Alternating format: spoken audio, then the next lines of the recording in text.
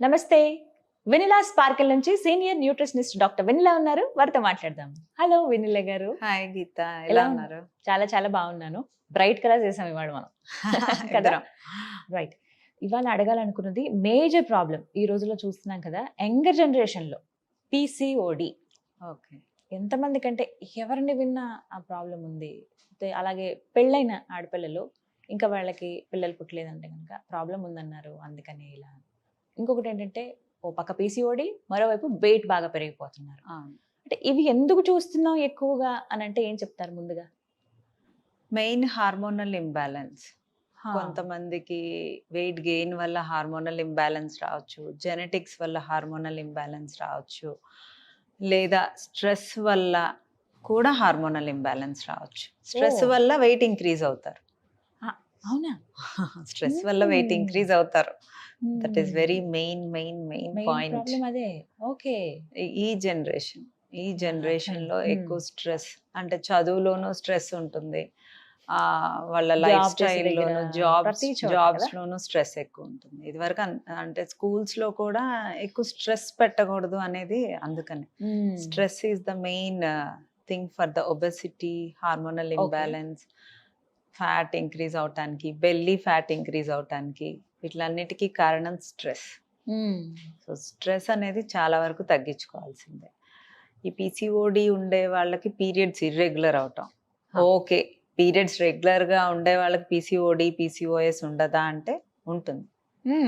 వాళ్ళకి అదే unwanted hair రావడం,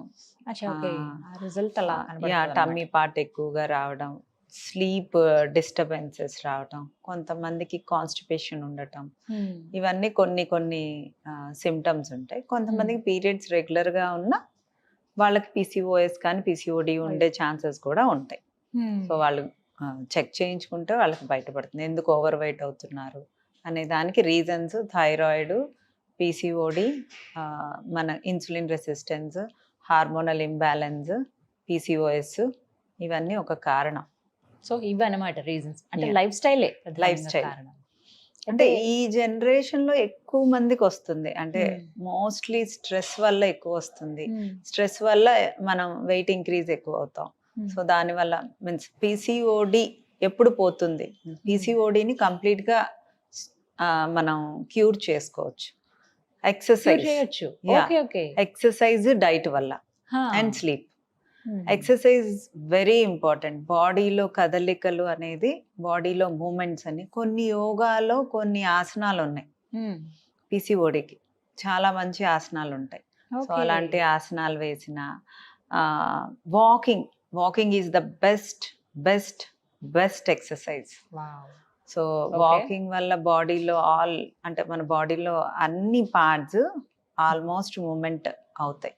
సో అలా మూమెంట్ ఇవ్వటం వల్ల పీసీఓడికి చాలా ఇంప్రూవ్మెంట్. అంటే స్టమక్, అంటే బాడీలో ఆల్ పార్ట్స్ మూమెంట్స్ ఉంటాయి, ఎక్సర్సైజ్ ఉంటుంది, రకరకాలుగా. అండ్ హార్మోన్స్, అంటే హ్యాపీ హార్మోన్స్, స్ట్రెస్ హార్మోన్ తగ్గుతుంది వాకింగ్ వల్ల.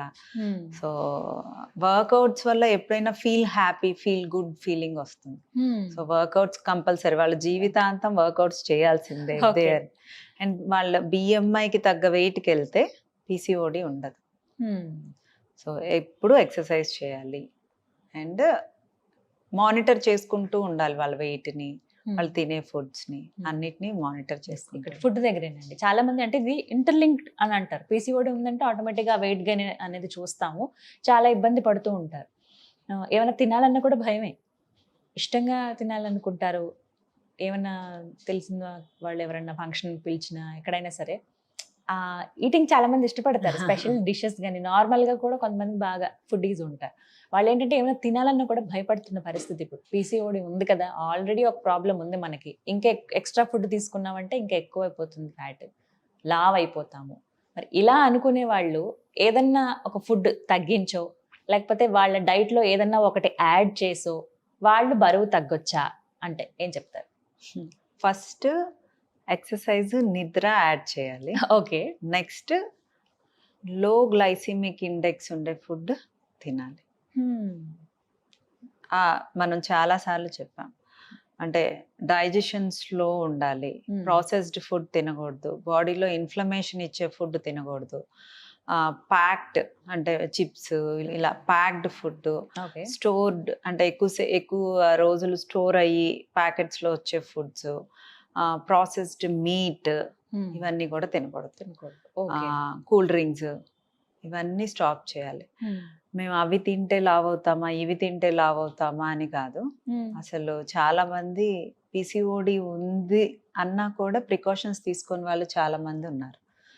దానివల్ల చాలా అంటే అబ్నార్మల్ గా వెయిట్ పెరుగుతారు. ఇంకా వేరే కొత్త ప్రాబ్లమ్స్ క్రియేట్ అయ్యే ఛాన్సెస్ ఉంటాయి.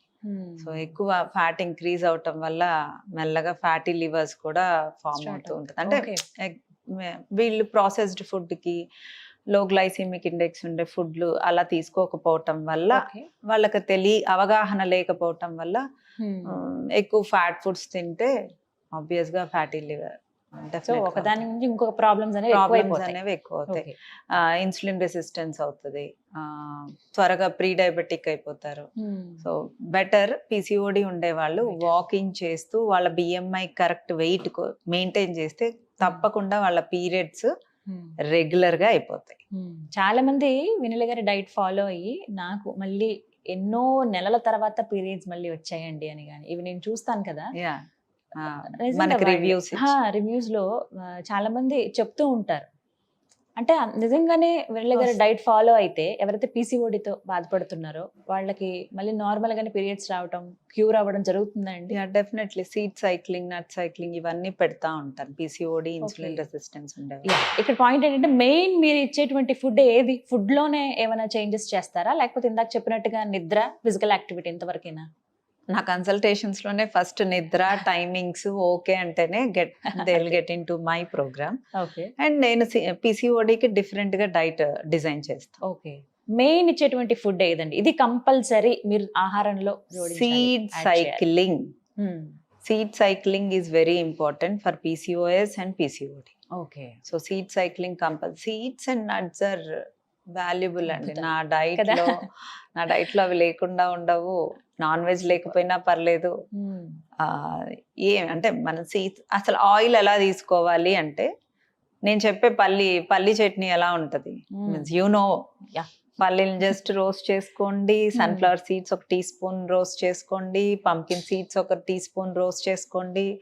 ఆ 3 కలిపి ఒక హాఫ్ పచ్చిమిర్చి, జింజరు, మింట్ లీవ్స్, కరివేపాకు, కొంచెం నిమ్మకాయ వేసి కొంచెం వాటర్ వేసి బ్లెండ్ చేసి వితౌట్ ఆయిల్ తినండి. ఎంత టేస్ట్ ఉంటుంది, చాలా బాగుంటది. అది చాలా బాగుంటది.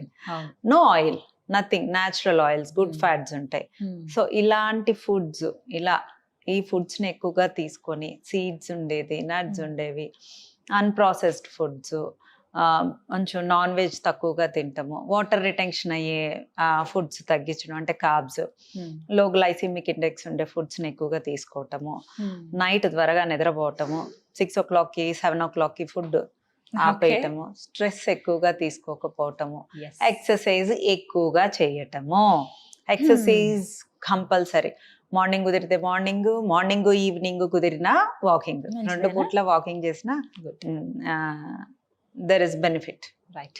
సో క్లారిటీ ఇచ్చేసారు. థ్యాంక్ యూ సో మచ్ వెన్నెల గారు. Thank you. సో విన్నారు కదా, పీసీఓడి ఈ సమస్యతో ఎవరైతే బాధపడుతున్నారో, పర్టికులర్గా పీసీఓఎస్ఏ కావచ్చు, దాంతోపాటుగా హార్మోనల్ ఇంబ్యాలెన్స్ మాకుంది, మేము డైట్ చేయలేమా, ఎందుకు వెయిట్ తగ్గలేకపోతున్నాం అనుకునే వాళ్ళకి ఒక పర్ఫెక్ట్ ఆన్సర్ అయితే వచ్చిందని భావిస్తున్నాను. లేదు మేము తగ్గాలనుకుంటున్నాము, వెయిట్ లాస్ అవ్వాలనుకున్నాం, పర్ఫెక్ట్గా మేము ఫాలో అవుతాం ఈ స్టెప్స్ అన్ని, మేము వెన్నెల గారు డైట్ చేస్తామంటే కనుక మీరు స్క్రీన్ మీద కనపడుతున్న నెంబర్స్ కాల్ చేసి ఫుల్ డీటెయిల్స్ కనుక్కోవచ్చు. డైట్ చేయండి, హ్యాపీ అండ్ హెల్దీ వేలో మీరు బరువు తగ్గొచ్చు, హెల్దీగా ఉండొచ్చు. ఇది వాళ్ళ వీడియో. నమస్తే.